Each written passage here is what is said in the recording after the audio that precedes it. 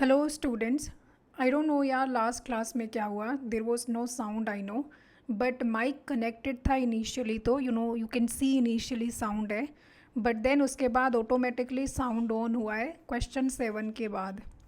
तो let's do 1 to 7 questions in this session, क्योंकि बाकी तो 7 to 10 आप वहाँ से देख लेना। It's so much of a task, मतलब इतना मैं ऐसे मान लो कि इतना मेहनत से मैं रिकॉर्ड करती हूँ ना। आई मीन एक्सप्लेनेशन जो होता है, यू कैन सी मैं कंसिस्टेंटली एक्सप्लेन ही करती रहती हूँ, कुछ कुछ नई नई चीज़ें बताती ही रहती हूँ, but at times I mean may be luck ऐसे होता है ना कोई कोई दिन। चलो, सो फर्स्ट क्वेश्चन है, with reference to the DPSP's part 4 of the Indian constitution consider the following statements. Promoting, हमें बेसिकली ये बताना है कि इनमें से कौन सा गांधीयन आइडियोलॉजी पर बेस्ड है। सो पहला ऑप्शन है कोटेज इंडस्ट्रीज़ के बारे में, कि कोटेज इंडस्ट्रीज़ को प्रमोट करना इंडिविजुअल या कोऑपरेटिव बेसिस पर। सेकंड ऑप्शन है public assistance in case of old age, sickness and right to work. Third option है एजुकेशनल एंड इकोनॉमिक इंटरेस्ट को प्रोटेक्ट करना SC ST और अदर वीकर सेक्शंस के। फोर्थ ऑप्शन है agriculture and animal husbandry organise करना on modern and scientific lines. इनमें से कौन सा गांधीयन आइडियोलॉजी पर बेस्ड है? 1 2 and 3, 2 and 3, 1 and 3, 2 and 4।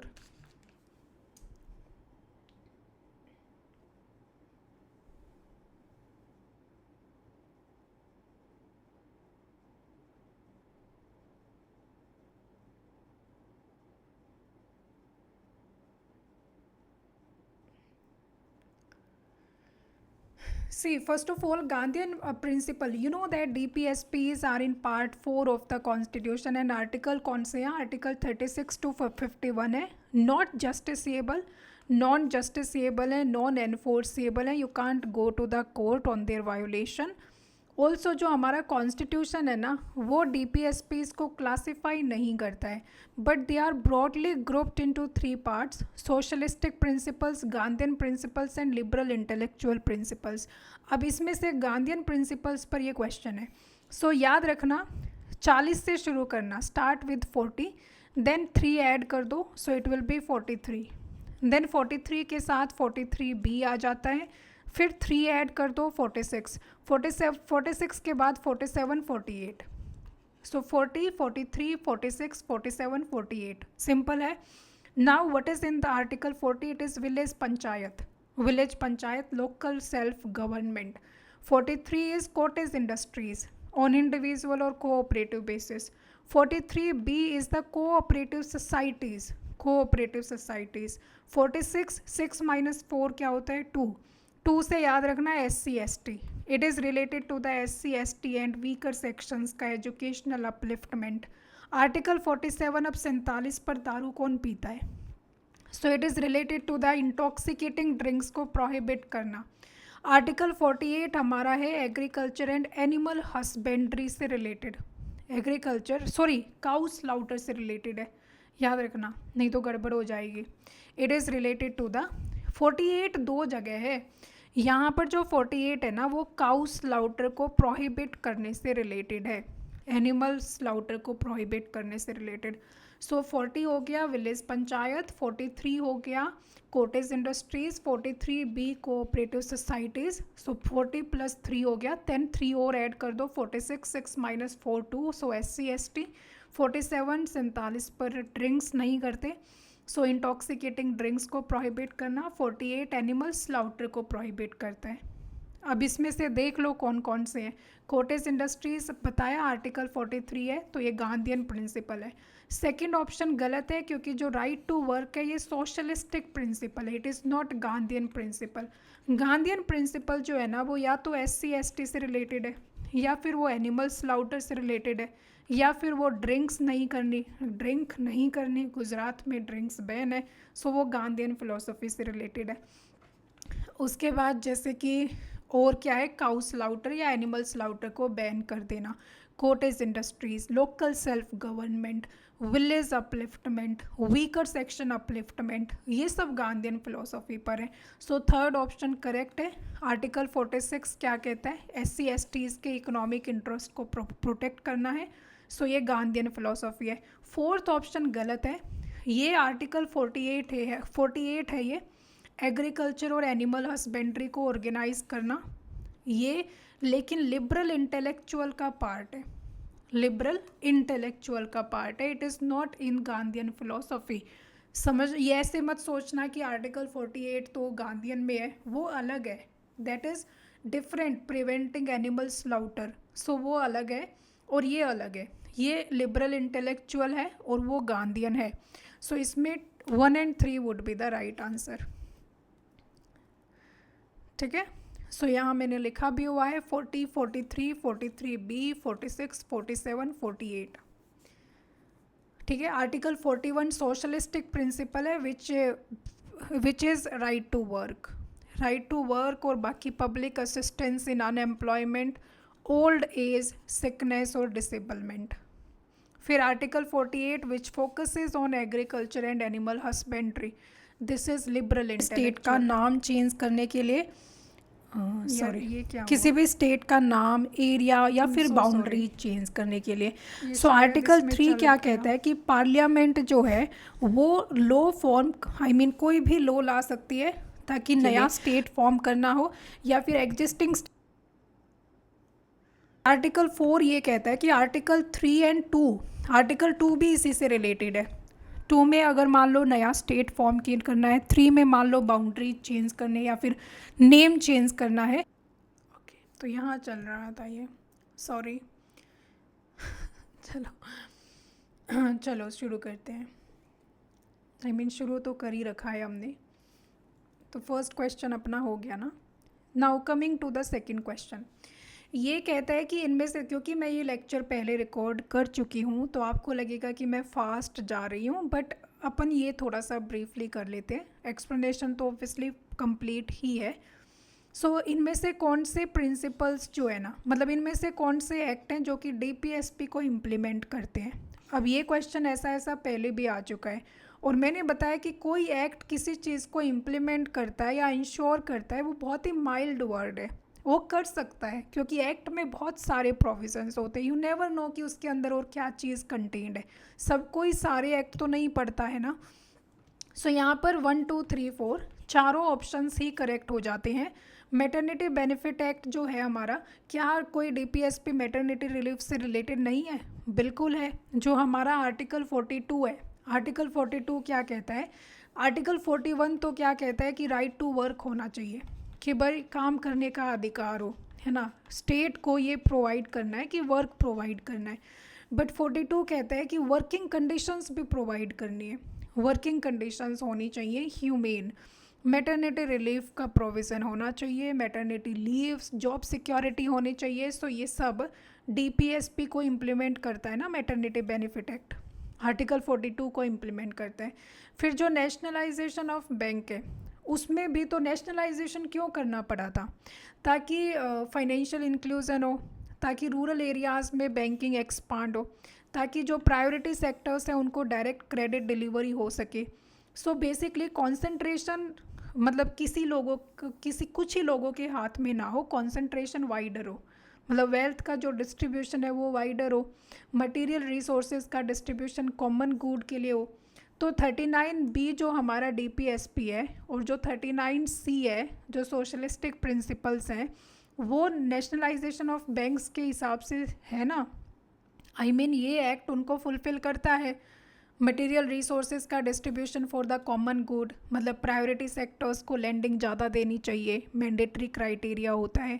सो वो 39B को इम्प्लीमेंट करता है। सिमिलरली 39C जो कि कॉन्सेंट्रेशन ऑफ वेल्थ को प्रिवेंट करता है, मैंने बताया था सी ऐसे याद रख लेना, C for concentration, so concentration of wealth को प्रिवेंट करना। तो नेशनलाइजेशन ऑफ बैंक भी ये दो डीपीएसपी को इम्प्लीमेंट करता है। सिमिलरली जो वाइल्ड लाइफ प्रोटेक्शन एक्ट है आर्टिकल 48A किससे रिलेटेड है?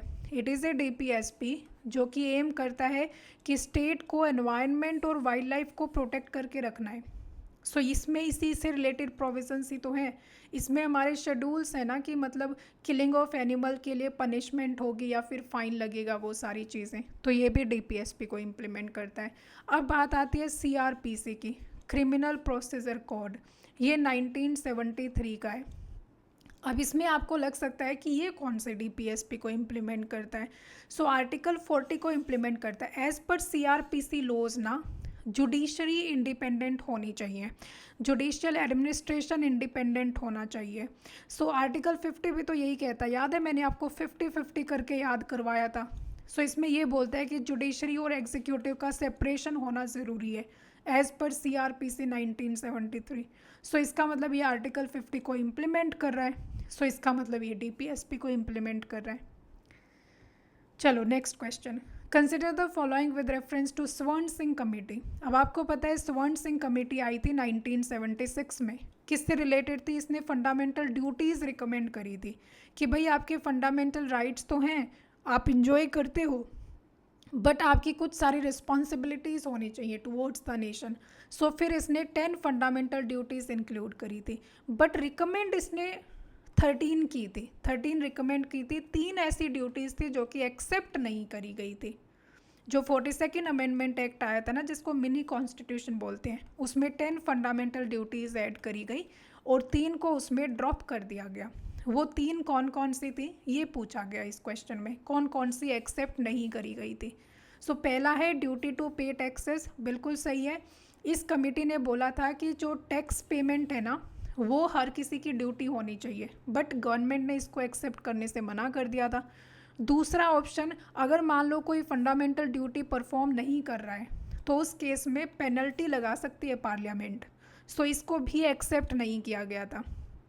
थर्ड ऑप्शन है कि अगर मान लो कि पेनल्टी लेकर आती है, कोई ऐसा लॉ लेकर आती है पार्लियामेंट जिसमें पेनल्टी का प्रोविज़न है, तो उस लॉ को चैलेंज नहीं किया जाएगा कि वो फंडामेंटल राइट्स को वायोलेट कर रहा है।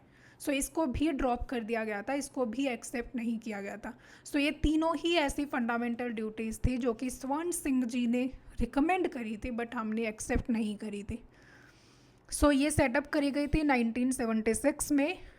इन टोटल मतलब इसमें 10 fundamental duties as per recommendation डाली गई। पार्ट 4A में फंडामेंटल ड्यूटीज़ हैं, आर्टिकल 51A। कुछ रिकमेंडेशंस थी जो कि एक्सेप्ट नहीं करी गई थी, लाइक ड्यूटी टू पे taxes, penalty for non compliance, immunity from judicial challenge, इनको एक्सेप्ट नहीं करा गया था। Next question, consider the following statements regarding central information commission. Central information commission के बारे में पहला ऑप्शन कहता है कि इसमें एक चीफ इंफॉर्मेशन कमिश्नर होता है और मैक्सिमम 10 इंफॉर्मेशन कमिश्नर्स होते हैं।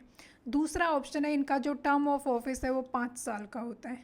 तीसरा ऑप्शन है कि जो सैलरीज एंड अलाउंसेस होते हैं इनके इलेक्शन कमिश्नर के बराबर होते हैं, चीफ इलेक्शन कमिश्नर के बराबर होते हैं। सो इनमें से कौन सा सही है? Only one, only two, both, all 3 or none?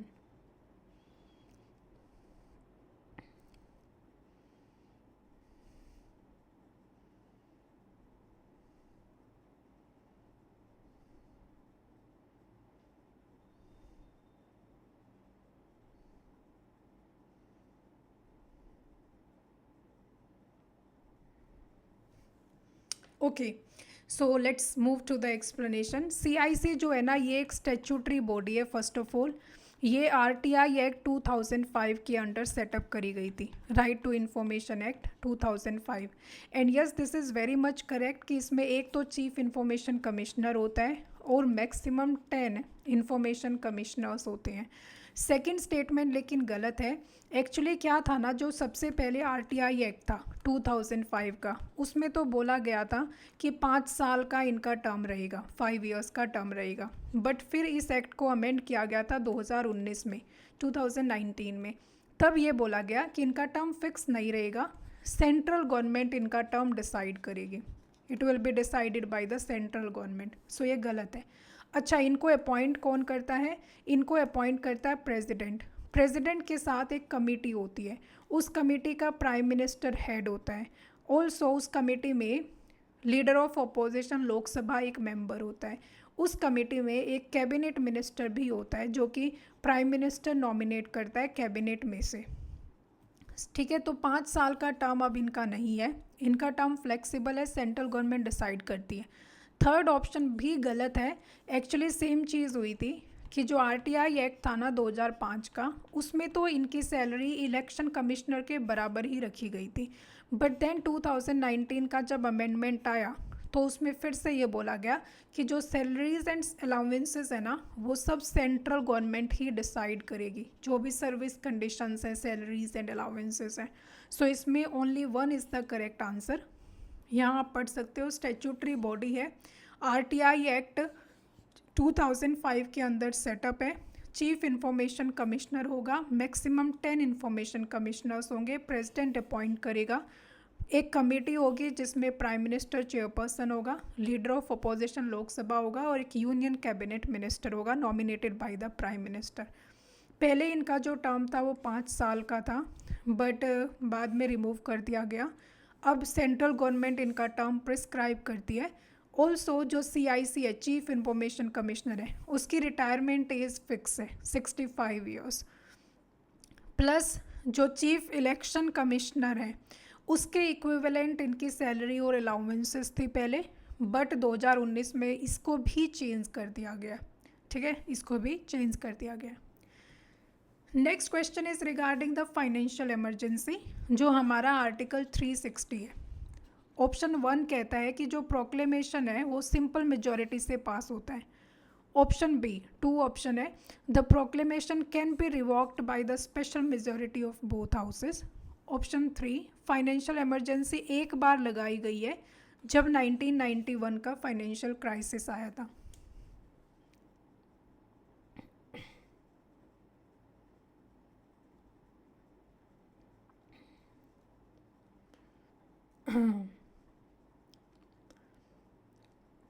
C, article 360 financial emergency से रिलेटेड है।